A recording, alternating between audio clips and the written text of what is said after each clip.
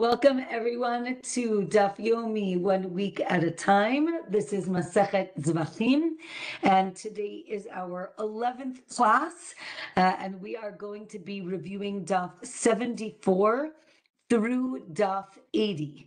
And we're going to be discussing a lot of mixtures, and we'll see what type of mixtures and what the consequences of those mixtures will be. So the Gemara tells us a little bit down on Daf 74, that if you have a ring that was used for avodah zarah, for idolatry, and it got mixed up with 100 regular rings, and then one of those rings fell into the Dead Sea, so then we say, the one that was used for idolatry was the one that fell in, and everything else is okay, even though the truth is we don't know which one fell in versus the other ones.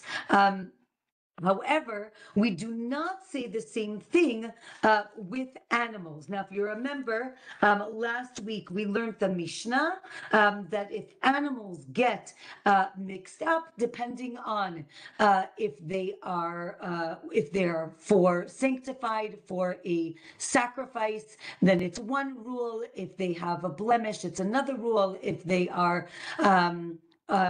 invalid to be put or used as a sacrifice, it's a different rule. But none of them said that, like, if one runs away, we assume that that was the one that was the problem. There is an opinion that says that, let's say the animals got mixed up, but after they were already slaughtered, they did shechita already. If two heads were brought onto the mizbeach, onto the altar, so then we assume that one of those was the forbidden one, and then everything else is permitted. But that specifically if two were put up, not one. The Gemara gives us another case. Again, let's say we have one that was used for idolatry, fell into 100. So that's 1 into 100. And then you split it up into, again, you have 100, so you split it up into 40 and 60. So we assume that the forbidden one is with the 60, right? Because it's the majority. So we assume that the forbidden one is with the majority. And then if the forbidden one is with the majority, everything in the group of 40 would be seen as permitted. Or we say, no, wait a minute. With idolatry, with avodah zarah, we are more stringent. We're more machmir. Therefore, even the 40, they would still be seen as asur,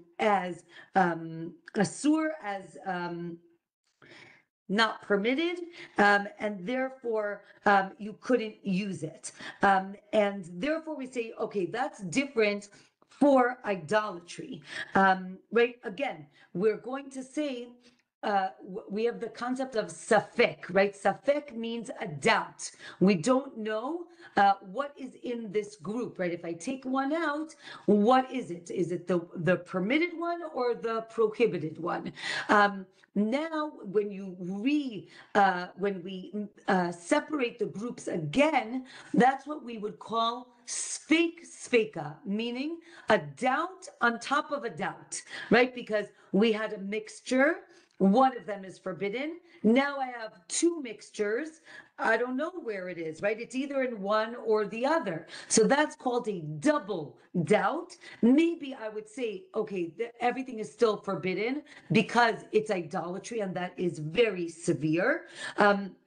Or maybe we say, when there's one doubt, one safek, that's when it would be forbidden. But if it's a double doubt, right, a sveka, maybe then one of them would be permitted. And this is actually a machloket. Let's say that we have one rimon, one pomegranate that is forbidden for whatever reason.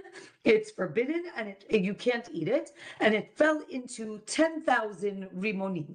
And then from that 10,000, one of them fell into 3 or into 2. So now, right, again, what happens? Again, now we have, again, a mixture and then another mixture. So do we say that the forbidden one is the one that fell in or not? Also, that's a machloket. Let's say you have a barrel of truma. Again, this is the gift that goes to the Kohen. Only the priest, the Kohen, can eat from it. And now the barrel got mixed or confused with 100 permitted barrels. Now they are all sealed, and that is important. And then one of those barrels falls into Yam HaMelech, into the Dead Sea. So then again, we say the rest of them are permitted. We say that that the one that was problematic, the truma, that's the one that fell into the Dead Sea. Now the Gemara says, even though there's a way to fix this mixture, meaning take off truma, give it to the Kohen, and then the rest will be okay. We say, no, you don't even have to do that. All right, or sorry, that's not the way to fix it. Sorry, the way to fix it is to just sell the whole thing, all of them, to a Kohen, because he can drink all of it, and then that would be okay. But we say no. It's one of them fell in. We assume that one is the forbidden one. Let's say a fig falls into a mixture of other figs. Again, a similar case. And if one of them is taken out, we assume that is the forbidden one. The Gemara says, wait a minute, what about the case with the barrel? Can't we just open up a barrel and then take off a percentage of the barrel, give it to the Kohen as truma, and then drink the rest? Why can't we do that? The Gemara says, no, you can't open it. Remember, we said it's important that these are sealed. You can't open them, but if it opens on its own, meaning somebody opens it or you didn't do it, so then you can separate out the amount of truma from that barrel. So now we did one barrel into 100. What about one barrel into 150? And then, right, and 100 of them were opened. So then you take out the percentage of truma, and then you can drink the rest of the wine. The closed barrels, again, you have 50 closed barrels. The closed barrels are still forbidden because, again, they're solid, they're one unit, and they're forbidden until they get opened. And interestingly here, we don't say, oh, let's say that one of those open ones is the one that was truma, and we don't say that in this case. Okay, now if we go back to the Mishnah that we did last week, we talked about animals getting mixed up. One of the cases that we had was an animal that is a treifa. If you remember, treifa is an animal that has a certain disease or ailment that it makes it that it's going to die within the next 12 months. And the case in the Mishnah was that it gets mixed up with other animals, with healthy animals. Now, the Gemara asks, wait a minute, why can't you tell which one is the sick one, right? We would assume that you should be able to tell that it's a treifa, meaning you knew that it was a treifa when it was alive, meaning it's alive, you know it's a treifa, so then can't you just inspect your animals and look for the one that was sick? So the Gemara says, no, maybe it's a treifa on the inside. Now, that's fine, except that if you knew that it was a treifa beforehand, how did you know, right? So, the Gemara says, no, maybe the case is that you have two animals that have the same injury, right? So let's say there's like a scratch on the animal, but one of them got the scratch from a thorn, which is going to heal, and one of them got the scratch from a wolf, right? And if you get a scratch from a wolf, it makes the animal a treifa, and it's going to die. And therefore, the idea is they got mixed together. You don't know which animal is which. That's one option. Another option is that the animal fell from the roof, and we say that even if the animal gets up and walks around, excuse me, we assume that maybe there's some internal damage and it cannot be a korban. It cannot be sacrificed, and therefore, even if it looks normal, it cannot be a sacrifice. A third option is that the treifa got mixed with the child of a treifa, and therefore they all look the same, and therefore there is confusion. Okay, the next case in the Mishnah was we have two sanctified animals that get mixed up, but they are different sacrifices. We'll see what they are. The Mishnah said you can bring all of them. So now the Gemara says, but wait a minute, if you remember, part of the service of the sacrifice is that the owner needs to do what's called smicha.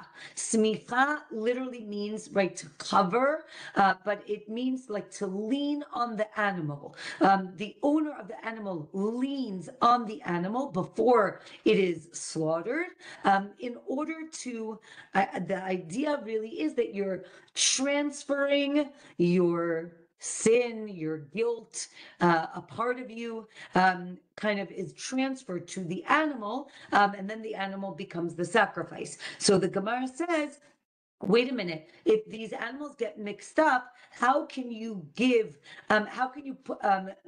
sacrifice them? You don't know who they belong to. And then what about smicha? How are we going to do this?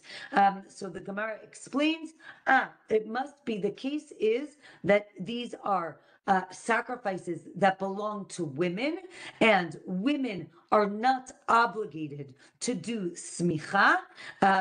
However, men are obligated to do smicha, and we will learn that there's a whole discussion in the Gemara.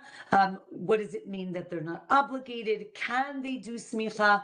And we will discuss that another time. But here, the idea is that it's voluntary and therefore, or not obligated, or you can just bring these animals as a sacrifice, and you do not have to do smicha.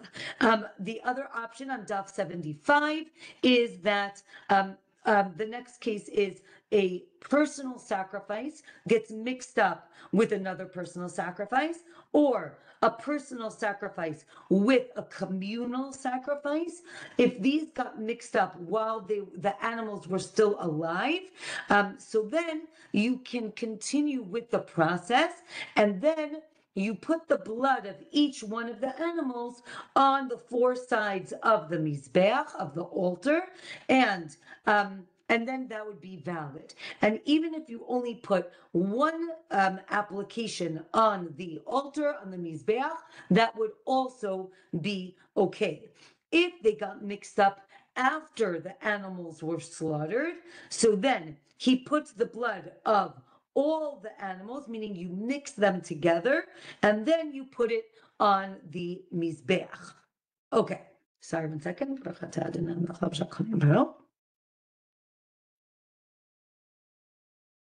Okay, but now the Gemara asks, wait a minute.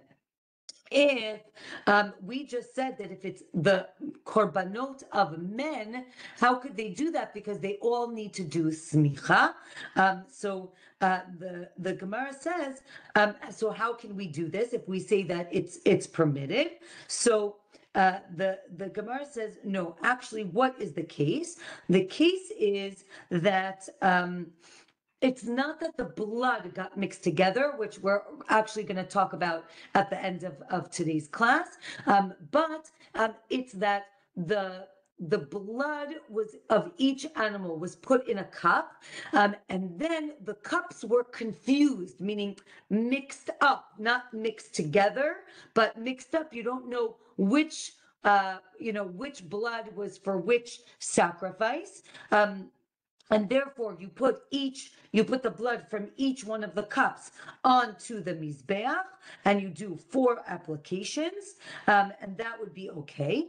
If the blood got mixed together, so then you put 1 application, and that would also be okay. Then the Gemara says that there is no minimum of amount of blood for the blood application, the matnat dam, the gift of blood that's put on the mizbeach. There isn't a minimum amount. As long as there's a little blood left, you can put it on the mizbeach. Okay, then the Gemara talks about the korban of the bechor, right? The bechor is the firstborn animal. Every firstborn animal needs to be brought as a sacrifice, and then it is eaten by the kohanim. Even if it has so the Gemara says that Beit Shammai hold that even if the Bechor has a blemish, so then a Kohen can eat it, but a woman who is a Nida is not allowed to eat it. What about so there's, I don't know if we've talked about this before, there's something called tmura. Tmura means when, let's say you have an animal and you sanctified it to be a sacrifice. And then you said, oh, you know what? Wait, I'd rather this animal be the sacrifice. So a person says, you know what? Instead of this animal being my sacrifice, I want this animal to be my sacrifice. So the sanctity, the kedusha, is transferred to the next animal.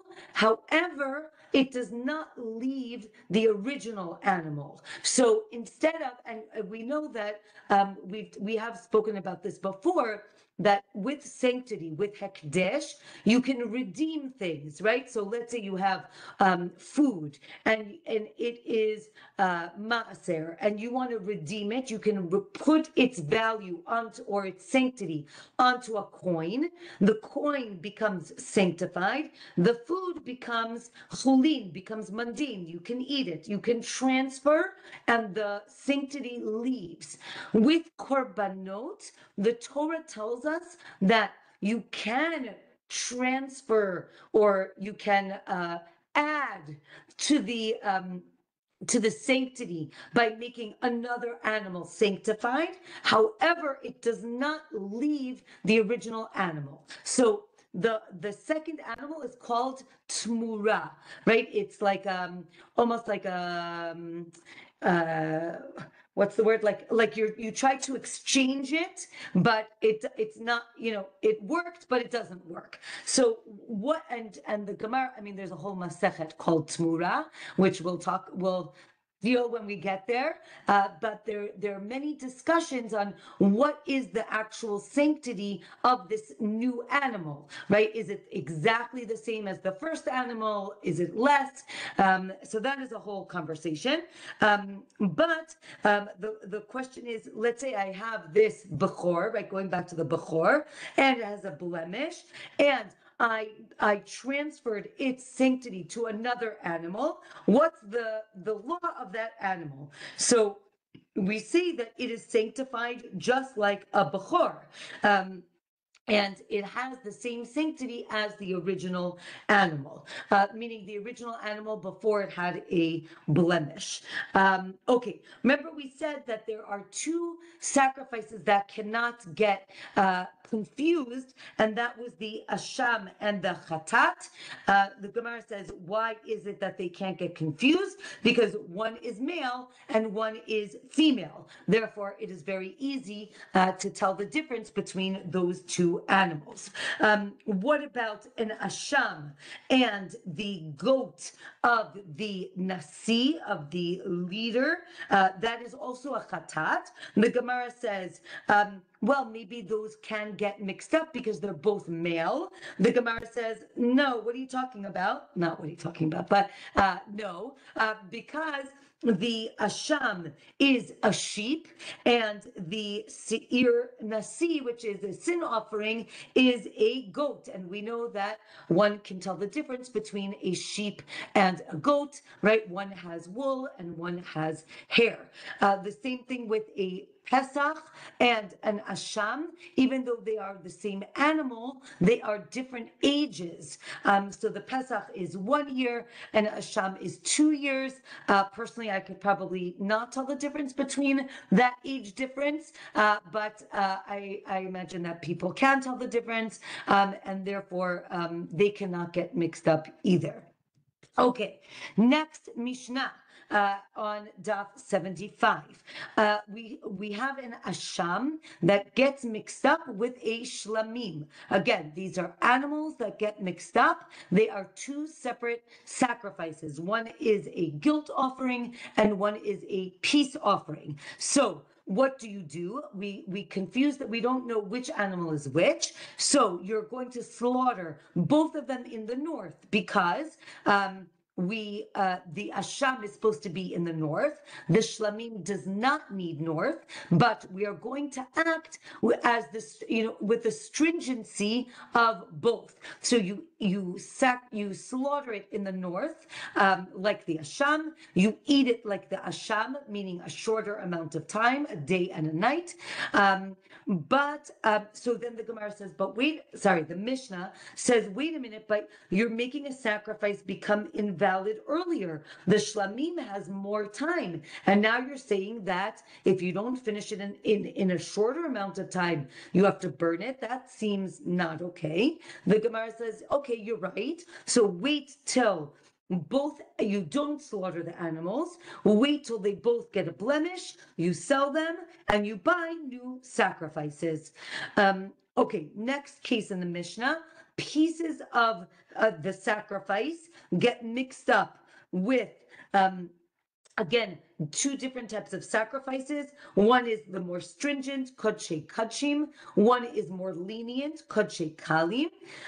So then, what do?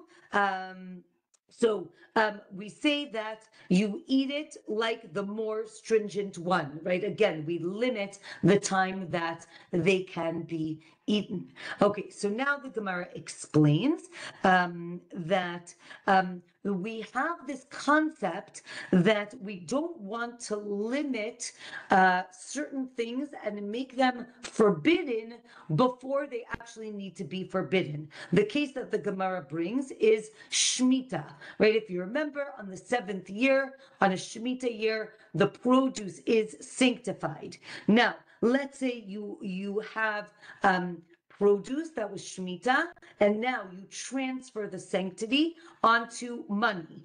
That money cannot be used to buy truma because now you're limiting how long that produce can be eaten, because Shemitah produce needs to be consumed by a certain date, depending on what produce we're talking about. Whereas truma, you can eat it the whole year round. It doesn't matter. So the Gemara says we don't want to limit the amount of time that the truma can be eaten. Therefore, you can't use Shemitah money to buy the truma.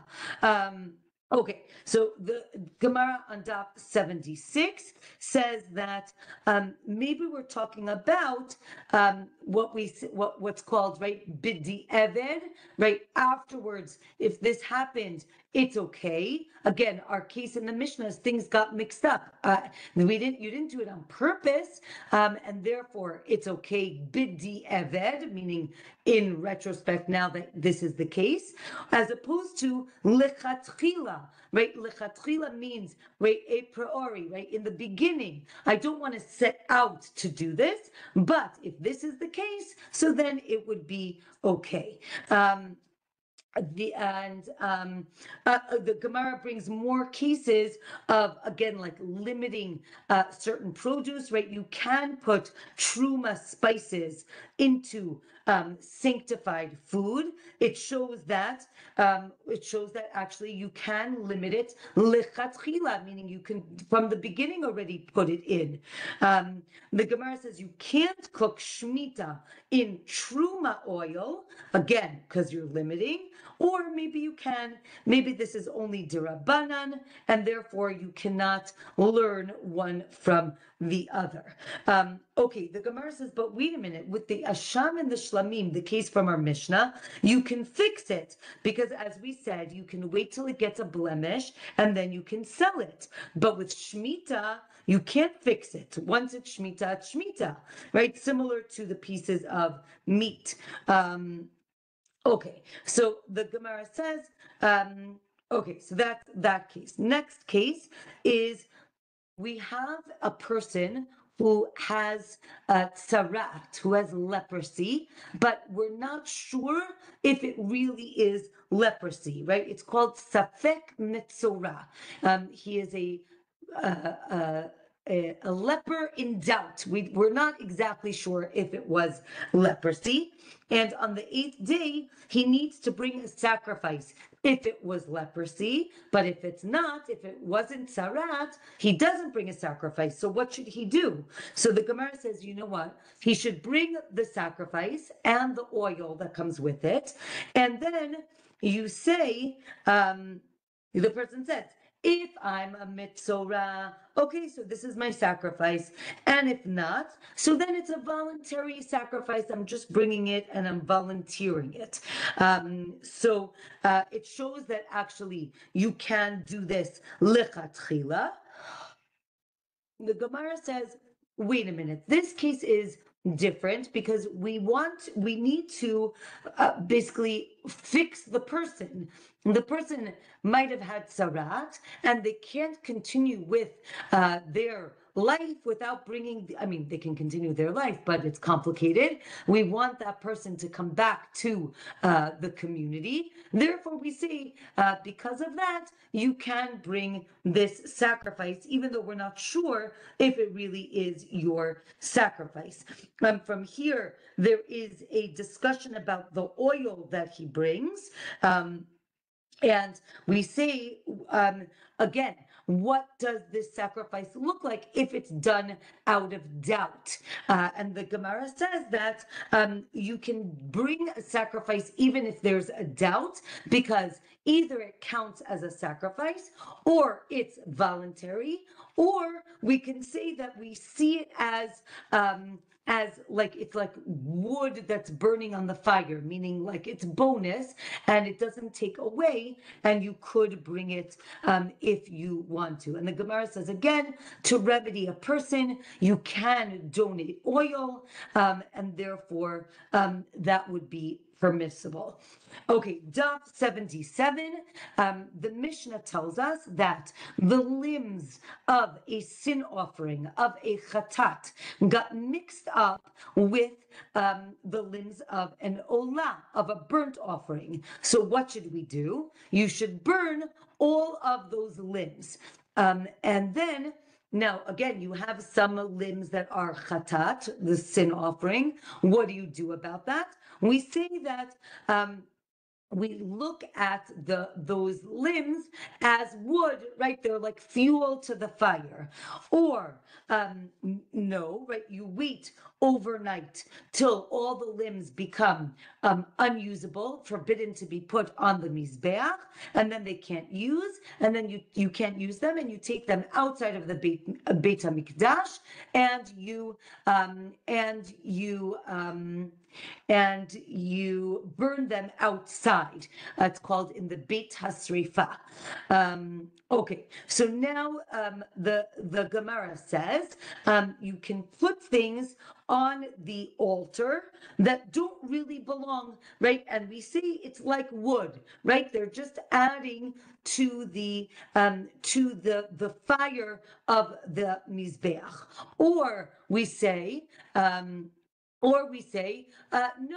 actually what we do is that certain things you can put on the altar, but other things you cannot. And therefore, everyone agrees that, or one opinion is that everyone agrees that with the chatat and the olah, you can put it on the altar. However, let's say you have an animal that is completely forbidden to be put on the mizbeach, that you cannot put. What if the animal is the limb of an animal with a blemish? Again, maybe that you're not allowed to put on. Maybe if it's a very small blemish where you can't really see it, then maybe you could put that on the mizbeach. Okay, next Mishnah. We have a few Mishnayot, one after the other. Next Mishnah. The limbs of a sacrifice get mixed up with the limbs of an animal that have a blemish, right? So one is supposed to be on the altar, one is not supposed to be.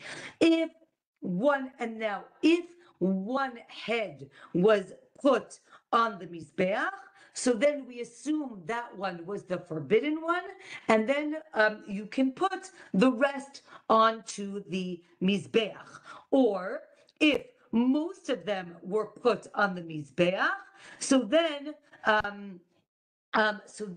you take the rest to the Beit HaSrifa outside. Again, we don't assume that the ones that were burnt already were the forbidden ones, and now you can put everything else on top. So those are the two opinions. So now the Gemara says, and I think we mentioned this before, only if you put two at a time onto the mizbeach, so then we assume that at least, right, one of them was the forbidden one and the other one is the permitted one.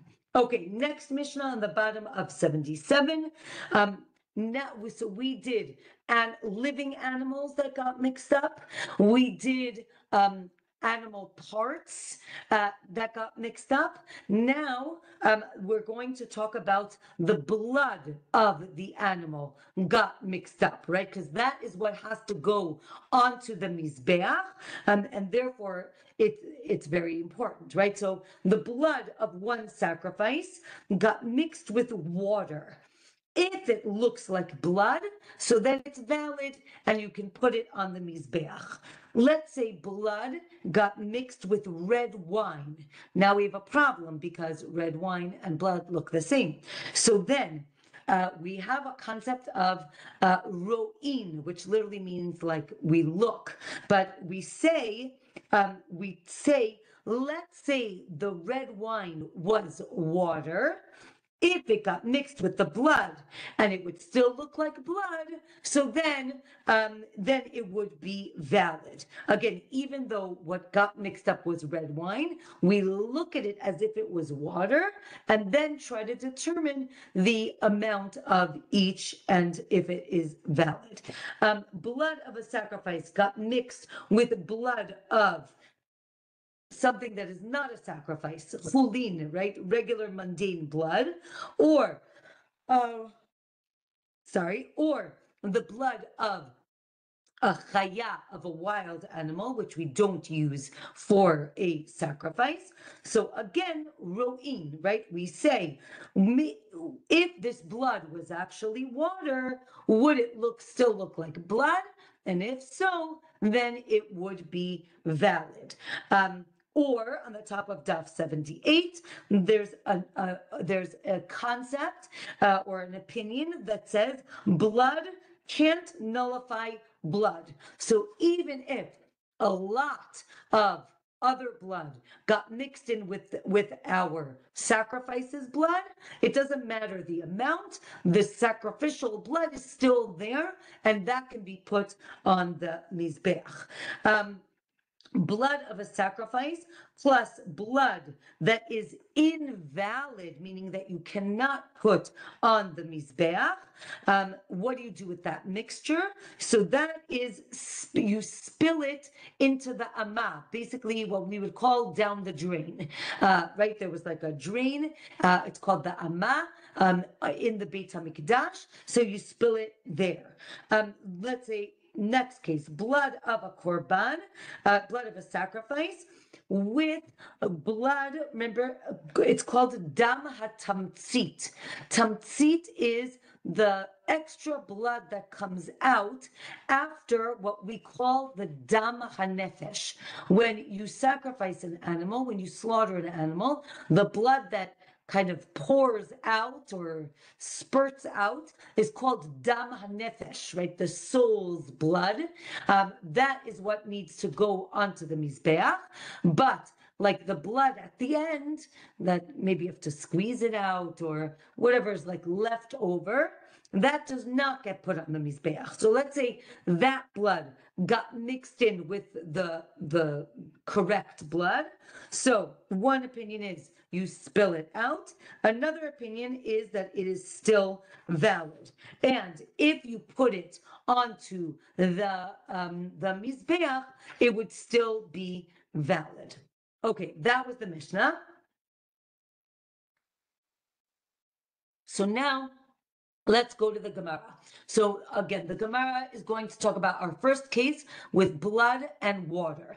So the Gemara says, the case that we, as long as it looks like blood, it's okay, is only if the water fell into the blood.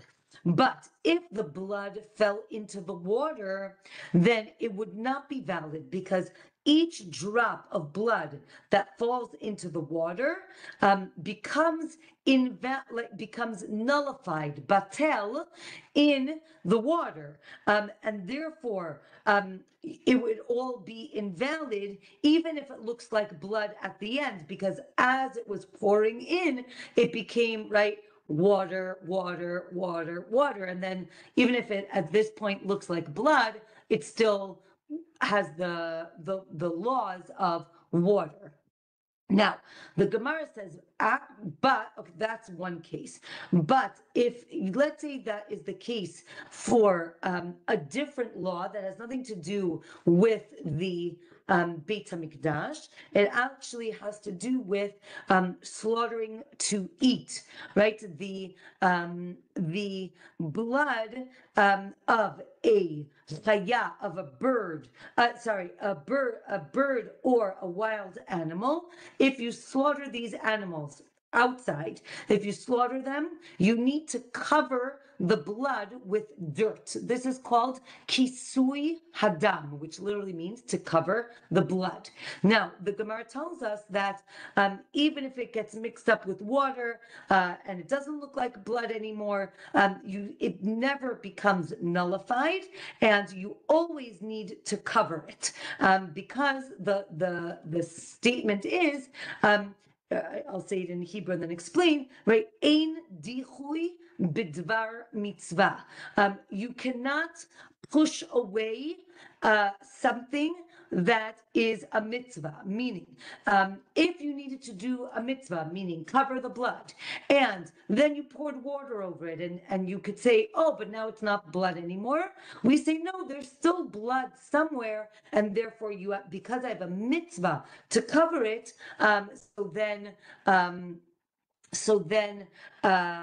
it would, so therefore you have to do the mitzvah. I saw a comment. Hold on. So Naomi asks, what if the blood fell in all together? So then you're right, it would not be the same thing, right? If you dumped like, right, all in, we say that it would not be nullified the way we just mentioned. That would only be if you, let's say, poured it in slowly, and as it's going in, right, it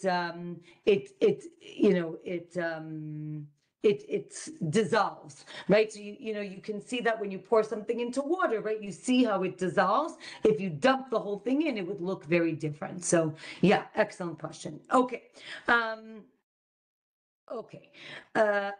So now, okay, so now, since we're talking about mixtures, so the Gemara tells us, right, let's say you have meat that gets up together, different types of meat, all of them are forbidden, and you eat it, so you wouldn't be liable, because, right, you don't know which meat you're eating and when. So the Gemara, and also the Gemara says that you can't right, in order to be liable for punishment, you need to have warning, right? Hatra'ah. Now you can only warn if you know exactly what the person is doing. And in this case, because it's mixed up, you can't warn the person for this specific issue. And therefore it's not called warning. So here the Gemara says we can learn three things. One is that one forbidden thing can nullify another forbidden thing, right? Beforehand, we were talking about one is forbidden, one is permitted, or two things that are permitted. But here we're talking about two things that are forbidden, and they can nullify each other. Again, they're still forbidden, but as we said, because you can't give a warning, you would be exempt from punishment. Also, we're going to talk about the concept of flavor in a mixture. And as we said, warning someone but not knowing exactly what they're doing is not called warning. It's called tra'as safek, right? A warning that isn't specific is not considered a warning. Okay, so now the Gemara says, well, how do we understand these mixtures, right? Do we go according to majority? Do we go according to taste? Or do we go according to the way it looks, right? We've mentioned all three of those things. So the Gemara explains that if you have two things that get mixed together, but they are two different things, what we call min means like a type, she'eino bimino, that is, gets mixed up with something that is not it, right? Meat and potatoes.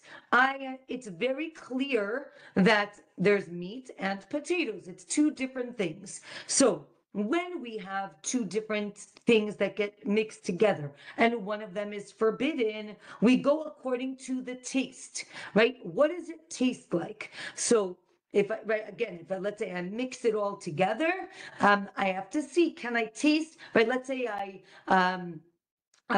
have vegetable soup and I had, again, carrots and potatoes, and then I zhuzhed it all together.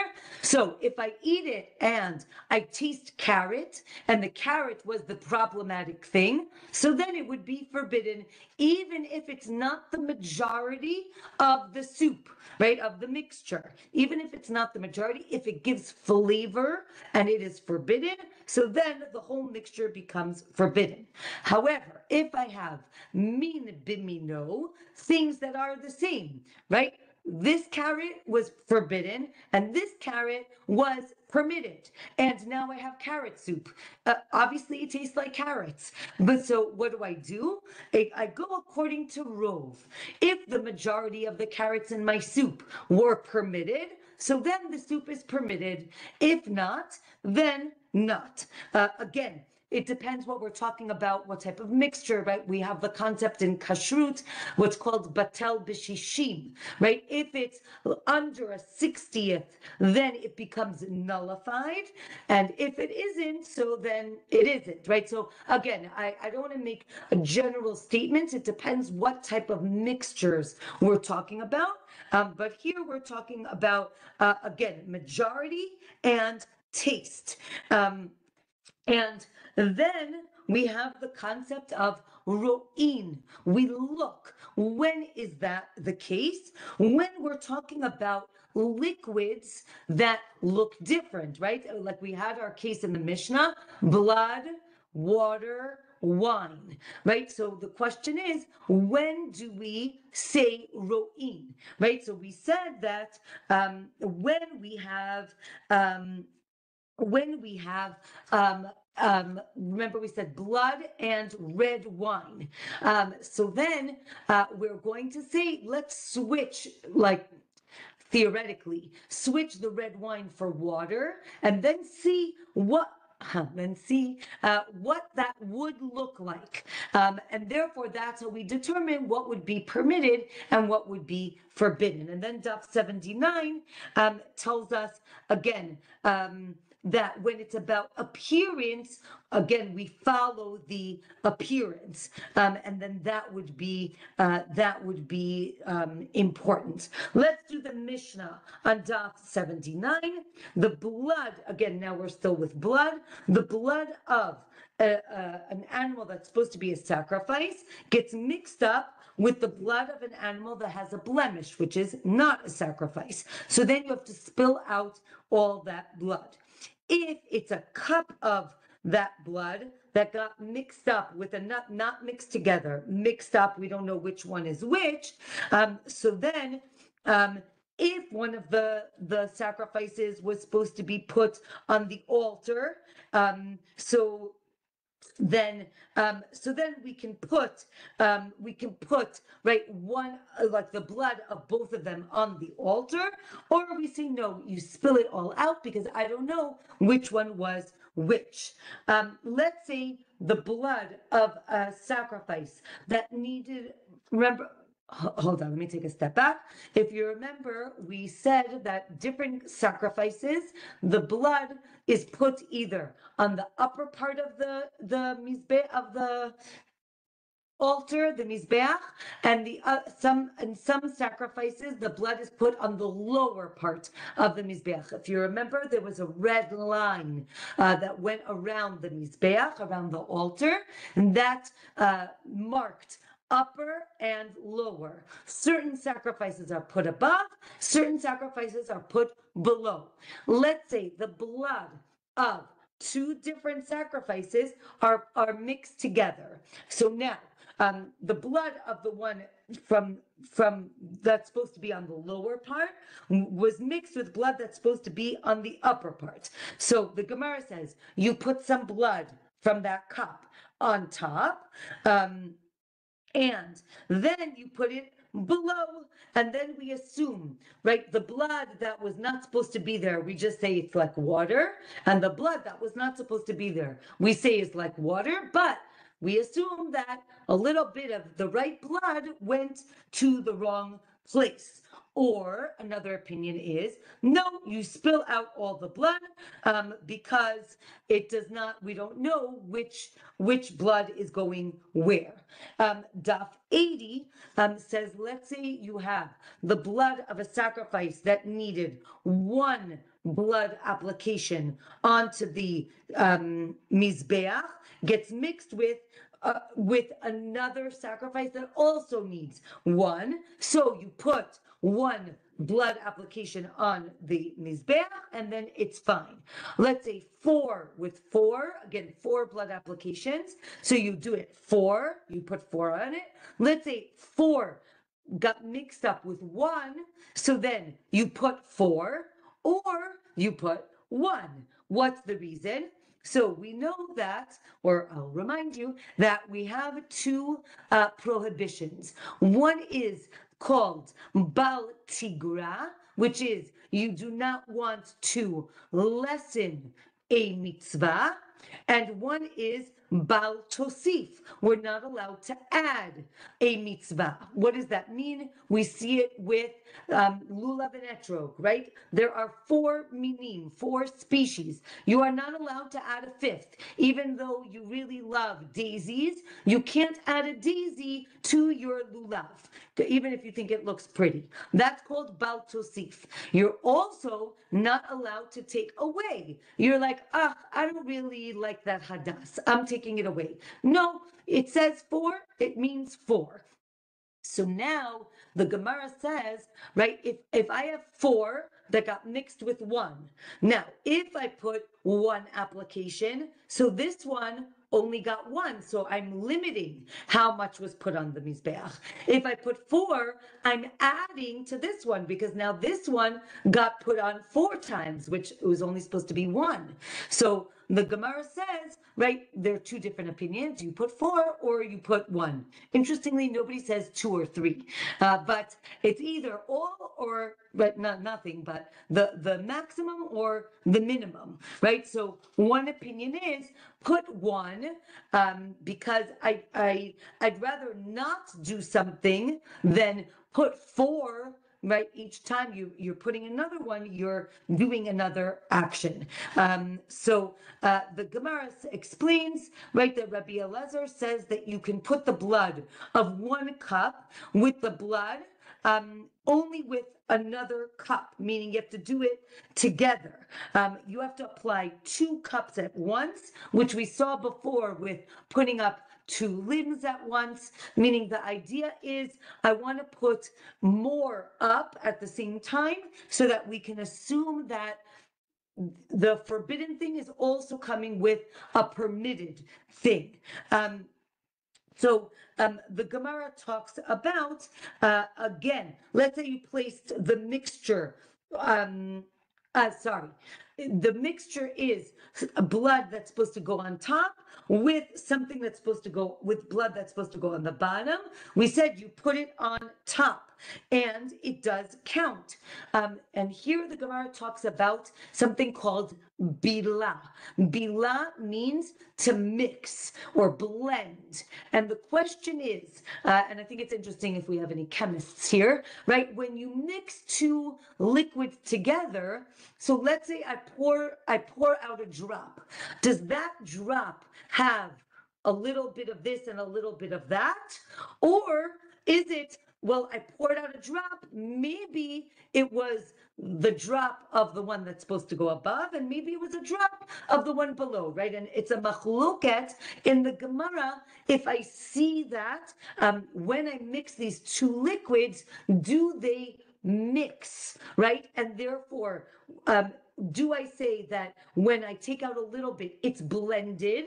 Or do I say, no, when I poured out from this blood as opposed to from this blood? And that is the discussion at the end of Daf 80, and we will pick it up next week with Daf 81.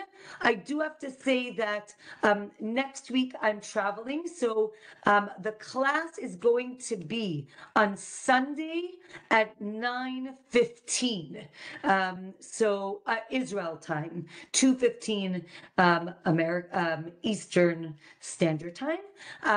And that will just be for next week, and then that's it. Bezrat Hashem. I'm not traveling hopefully for a few weeks. So we will go back to regular scheduled classes after next week. So next week, Sunday, 9:15 Israel time, PM. Okay, we have a few minutes if anybody has any questions. Yes. Let David go because he's new. Hello, David. Welcome. Oh, wait, you're muted. Sorry. Hold on, I'll unmute you. No. Okay, yes. No, I'm just saying I'm not new. It's just I don't always get around to looking at reading, listening to you live as you're saying. But every one of your shiurim, I'm listening to. Okay. Okay. Wow. Okay. Welcome. Okay. I think more or less since you started. Wow. Since you started being hosted by Rabbanit Michelle. Okay, great. Okay, I'm so happy. Well, welcome to our live class. Okay, welcome. Did you have a question or you were just saying hello? I was just saying bye-bye. Oh, goodbye. Well, welcome and Shabbos. thank you for joining us. Okay, see you. Okay, bye-bye. Yes, Aliza. When you say the next class is on Sunday, this is what bothers me. Is it this coming Sunday or the following? Yes. Okay, No, this coming Sunday, meaning next week's class is going to be, I look at it as the week. So Sunday, meaning in a few days. Yes. Okay. Yes, Now, I'm going to have to, we'll see how much I learn by then. I'll try to do as much as possible. So one thing that bothers me, and you talk about 2 animals, you use taste, but one is forbidden. So then you're encouraging someone to eat forbidden food, which bothers me a little bit. Also, You see what, do you Okay. remember saying that? Yes. Okay. I mean, yes, when we're talking about forbidden food, then we do talk about taste, but you are correct in the sense that it's theoretical. We don't say, oh, you should taste it and tell me if you taste it. I think it becomes like theoretical, Hypothetical. meaning like would you be able to taste it? So correct, it does not, it's not encouraging a person to taste it. It is that amount, would you be able to taste it if you tasted it? Okay. And what about the place Yeah. you take out the food and you burn it because you can't burn it on the mizbeach? Or, does somebody eventually eat it, or are you just burning it and throwing it away? Those are not eaten. Meaning, if we're talking about sacrificial meat, that No, I is don't mean not a eaten. Cohen. I mean anybody. Do you waste the food, or I mean, it's food to somebody.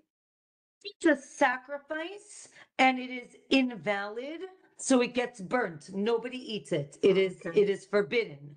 Okay. If it is permitted, so then it may be eaten. But if it's one of the cases where we said it's completely forbidden, so then nobody's allowed to eat it. Okay. Thank you. Yeah. And we would never consider something that has been dedicated just to go to Hashem as being now wasteful. We would never say that or Oh. think that. Again, Even exactly. though it Meaning, was if, even though it was impure. again, if it is sanctified, as you said, and dedicated to God, so first of all, that means that it is forbidden to humans to eat. That's number one. But the other competing factor is we only want to sacrifice things that are fitting to be sacrificed. So if for some reason it is now not fitting to be sacrificed, we would not sacrifice it. And we would say that that gets burnt and nobody gets any benefit from it. Okay. Okay. Yeah, excellent. Whew. Thanks for the clarification. Aliza, with your questions, you help us understand more clearly what the meaning is. And Yeah. I'm a lip reader. Okay, now say, well, see, you've got your name right across your mouth, and I'm watching your mouth. Oh, okay. Hello. Can you There see me you better go. now? I lift my neck a little bit. Yeah. Yes, that Okay. helps. It does, yeah. Yeah. Thank What you. did you say? I didn't. I said in honor of your, as a result of your questions, now we Oh. understand it better. Yeah. Okay. Here's another one then. Remember when this is the second time this has come up. When whoever's looking, the Kohanim are looking at the sacrifices, but they look at one, it's got an injury, and it's going to die within a year. How do they know that? Are they using that as a criteria? Yes, we'll learn about it. We'll learn about it. There Oh, are okay. different things that are known as I guess disqualifiers for a sacrifice, but also for meat, right? For eating, right? We are not allowed to eat meat from an animal that had an injury that was, I guess, terminal. So we're going to discuss it in this masachet, and we'll also discuss it in Chulin, meaning there's a whole discussion about it. You're right, Okay. meaning some things you can see, and that's what we were discussing. Some things you can see externally, some things you can only see internally. Once you start chopping up the animal, only then can you see it. And sometimes a sacrifice will get disqualified only after Okay. you start the process. So correct, That sometimes helps. you know, Thank and you. sometimes you don't know. Okay, thank you. Excellent. Okay. Wishing everyone a Shabbat Tov and a Shabbat Shalom. Shabbat And shalom. Bezrat Hashem, we will meet on Sunday for whoever can make it live. If not, it will be recorded as usual. And then Bezrat Hashem, the week later will be Hanukkah. So we will, I guess, celebrate that together in class. Great. I I love just it. wanted, I gave a comment. I was a few minutes late, and then when I joined, I was able to get a summary from the AI of what you had said in the meantime, what I missed. So Yes, now I don't have to watch it again. So it that's great. started like it's that's a new thing. A few weeks ago, it started when I click record. It says AI is transcribing this shiur. So Wow. I hope Okay, it transcribes it well. It sounded like it did. It actually even quoted the Hebrew word with English letters, but it quoted the Hebrew word, and he said Whoa. it correctly. It Wow. Cool. said I it do correctly. know that this shiur goes onto Spotify, and if you guys are on Spotify, but it had, because I guess because of AI, it now has like chapter breaks, and like you can, let's say you only want to know from Daf 80, you can like skip to those parts. So very exciting, very exciting. Okay. Yeah. Also fearful. Make sure you put the fearful in. Say You know, again? it's an unknown. How far is AI gonna go? Yes. Yes. Ah, Yes. Thank All you. right. Okay, Shabbat bye shalom, bye. Have a good everyone. Shabbos. thank you. Thank you.